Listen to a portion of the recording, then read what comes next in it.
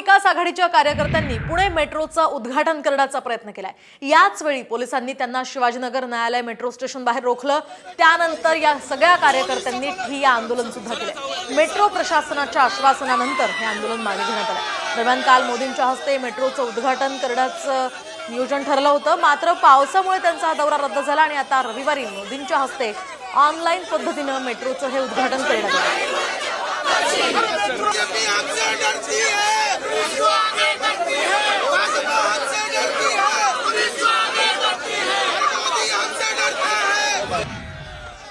Press note दिलेली आहे की 29 तारखेला मेट्रो सुरू होणार आहे।